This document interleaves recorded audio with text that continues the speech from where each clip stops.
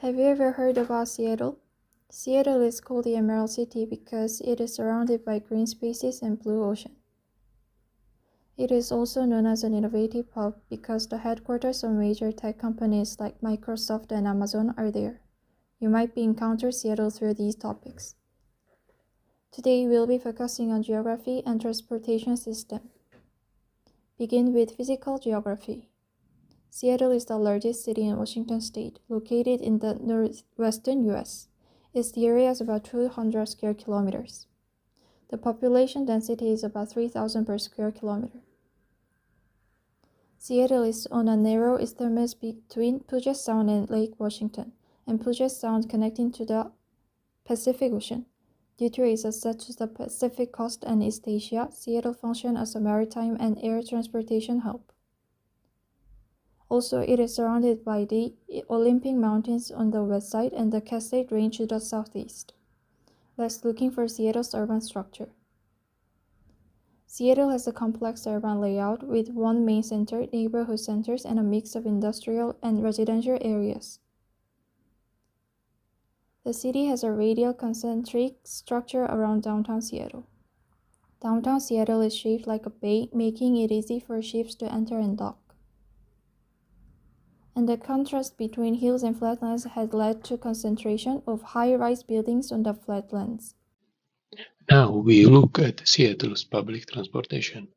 With the Orca card, you can use almost all public transit in the region. Seattle has many transportation companies, like King Country Metro, but they all operate under Sound Transit. The first system is a light rail. It connects airport with downtown of Seattle. One thing to know, Orca car can be shared. Trains arrive every 6 to 10 minutes, so the waiting is short. The train cars feel new. There are 2 lines and the network is expanding. The Green Line connects the airport with the city center. Here you can see Seattle's future plan. This chart shows numbers of passengers since 2009.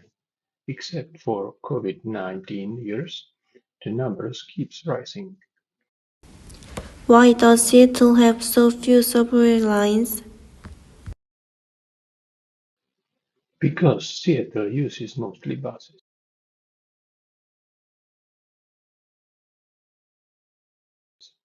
They have many stops near major attractions.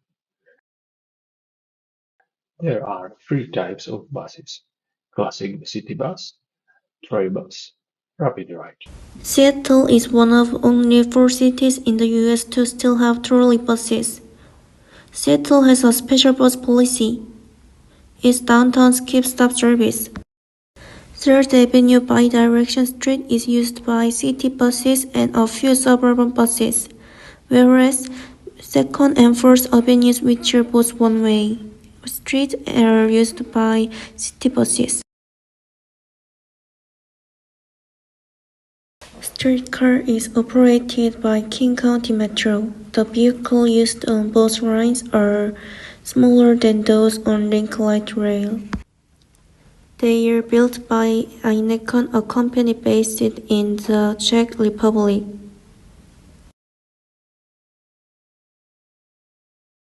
These are the 2 lines of streetcar. First Hill, South Lake Union. This is a map showing connection to other public transportation. There are 3 transfer stations in total: Capitol Hill, Western Lake, King Street. The most notable thing is ferry. When visiting Seattle, a definite must-do is a trip across the Puget Sound on the Bainbridge Island Ferry. Part of the Washington State ferry system, currently the largest ferry system in the world. This is the ferry route. It's the goal of the ferry system to have 35-minute crossing available from every cross-down terminal. Some routes like Belmont offer passenger-only fast ferries that run during commuter time. Finally, about the others. The highway system is dominated by Interstate 5, the central north-south spine. Seattle's road network has a heavy dependence on bridges, such as I-19, SR 520, Ballard, and Fairmont. Seattle-Tacoma Airport is one of the busiest airports in U.S. It serves as a major hub for Alaska Airlines and international routes across the Pacific and to Europe. Seattle's port is a major logistic hub handling 3 million TEU annually.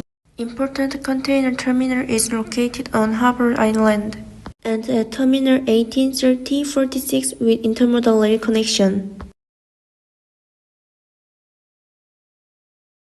Policies focus on electrification, equity, and emission reduction. Policies focus on increasingly link public transportation expansion with housing policy. Key directions are the expansion of Link Light Rail, Ballard, West Seattle, and the East Side transit-oriented housing intensification, removal of surface parking and redesign of the waterfront, expansion of bicycle infrastructure, electrification of buses, and decarbonization of port operations.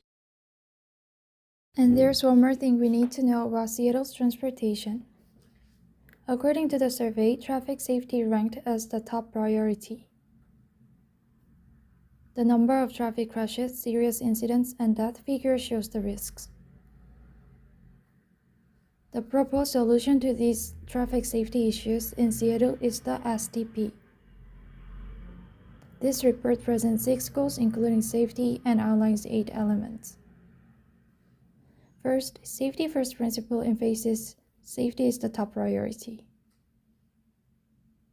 This aligns with the city's Vision Zero goal of eliminating traffic deaths and serious injuries on streets by 2030. Second, complete corridor. It suggests corridor as a unit rather than street. For example, the zones are divided into pedestrian realm, travelway, and flex zone, enhancing safety. Next is design. Seattle's arterials make up only about 30% of city's roads, but they account for nearly 90% of fatal or serious injury crashes. So they suggest a marked crosswalk, always stop flashing beacon, or a traffic signal.